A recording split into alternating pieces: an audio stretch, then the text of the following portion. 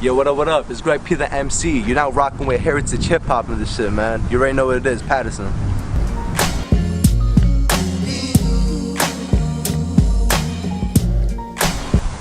Alright everybody, peace and love. This is Karev from Heritage Hip Hop. And for those of you who pay attention to the page, September we had a Truth Behind Bars promo, and this is the first artist to be featured on that. Introduce yourself to the people, let them know who you are. Yo, what up, what up? It's Greg P the MC. I'm representing Patterson, New Jersey. Man, it's all love around here. We in P-Town, y'all. Y'all better get ready for this, because this is exclusive right here. Yeah. So tell the people about yourself and what made you get into hip hop. I grew up in the west side of Patterson. Growing up, I was like a really shy kid. Like, I didn't really associate myself with a lot of people. I was always this timid, weird kid. And like, the way I got into hip hop, it's crazy because I remember I wasn't even into rap music. Like, I was bumping like Linkin Park, 3 Days Grace type of stuff. Then like, after I saw the movie 8 Mile, I was like, yo, this is dope. The way that Eminem and even though the other rappers over there, they was putting their words together, being all in your face and being clever and just talking hella shit. I was like, yo, this is dope. I want to do this. And like, from there I just started writing. It was garbage at first, but I just kept doing it and I did the research and the rest is history. The other thing about hip hop is inspirational. Yeah. And to get into hip hop, you have to be inspired. Yeah. Now, you talked about Eminem and the 8 Mile movie, and yes, the 8 Mile movie inspired a whole movement of MCs who wanted to learn wordplay, and battle rap got big. Yeah. Did you pattern yourself first to be a battle rapper or a person that just put words together? In the beginning, I was actually rapping as if I was a battle rapper. And like, you know, like try to talk shit, try to be funny, try to like just straight out dissing, but as I kept doing research, I kept discovering more artists like Nas, and Tupac and Biggie and like Big Pun, and don't get me wrong, they were talking shit, but also if you keep going in, there was actually words like of an inspiration, actually putting things together, not really to talk shit, but actually say something clever. And then once I discovered that, it was like I want to go down that path because I don't like talking shit 24/7. I'm a nice guy.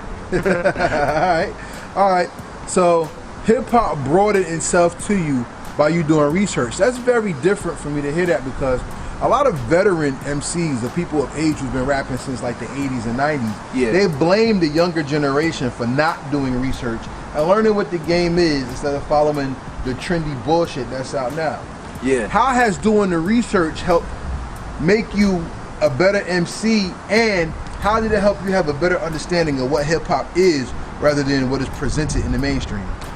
By doing the research, it made me, first of all, learn how it came together, because as I did the research, it started off at the party scene with Kool Herc just taking break beats and then going around, and they were just rocking a crowd. It was having fun.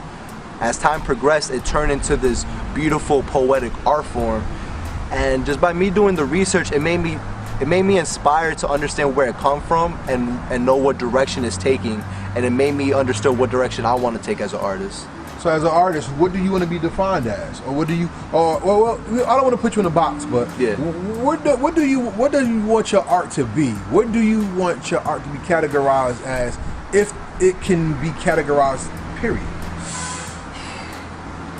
You know, that's a tough question. That's always something I ask myself, because every song is different from mine. Like, I'm not singing, I'm rapping on every single track right off the bat. But like, every song is different, whether I'm just rapping my ass off, showing you how much bars I have, or to me telling a story, or me just having fun and getting lit. I guess in shorter terms, I would put my art form is just putting my words together to translate who I am as a person when it comes to experiences, my characteristics, and the way I view the world, and I help do it in a clever and meaningful way. Hip-hop derived from Yeah.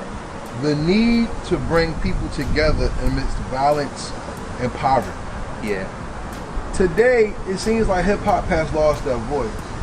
As a young man who has searched to find the meaning and the essence of expression through hip-hop, What do you think makes hip hop so long lasting? And what makes it so meaningful not only to you, but in your opinion, meaningful to the world to have it? I feel like it's mainly because it's divided into different sections, if that makes sense. Okay, like, explain it. To me, like I said, when hip hop started, it started off technically in the party scene, like just competition, having fun, who could rock the party the most. As it got older, it turned into this meaningful expression, poetic way, using your words to say something, with people like Rakim and Big Daddy Kane, and even like before that, Grandmaster Flash and the Furious Five. As each year progresses, there's like a different wave of it. Like there's like different sections. You could be the way of expression person, but then again, there's also the party scene, so, you know, to have fun. Or there's a way of just using your words to have fun and just talking crap. And I feel like what pulls people in hip hop in general, because we have that diversity. You know, it's not just one little section. We have multiple sections that people like and they enjoy from that. So. Let me ask you this: have you heard hip hop from other places, like Asia or France or? I have not, but I really want to. I really want to soon, because it's amazing that this art form is able to influence different people in different countries and different areas. Like, that's amazing. And you know, I haven't done my research on it, but I know hip hop is that big to other people. Oh yeah, I mean, because we're gonna bring it back to you. But since we're talking research and perspective, I want to put a little world view on it. Yeah. Like, I have to give it up to Hispanic people primarily for this reason in hip hop, because they kept the dancing culture alive. Yeah. A lot of people stopped dancing. Shout out to Crazy Legs, Rocksteady Crew, and all the mini crews out there. Yeah. I gotta also give it up to Asian culture, because their dance techniques are far and beyond on another level. Not saying they're better, it's just different.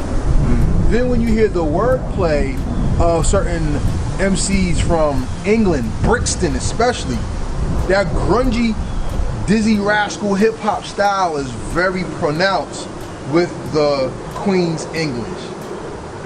Even when you hear reggaeton, which is like a part of hip hop through, you know, West Indian culture, or you hear Australian hip hop, a lot of hip hop follows the trend of being a voice for people who seem to be voiceless. What does it mean as an artist to have your voice heard, and what message do you want to put out primarily so people know it's you and that you have a right to be heard? Man, it means so much to me, because like I said, I was a very shy, timid kid. I felt like I didn't belong anywhere. Like, I felt like even if I did make a noise, no one would be heard, no one would hear it, no one cared.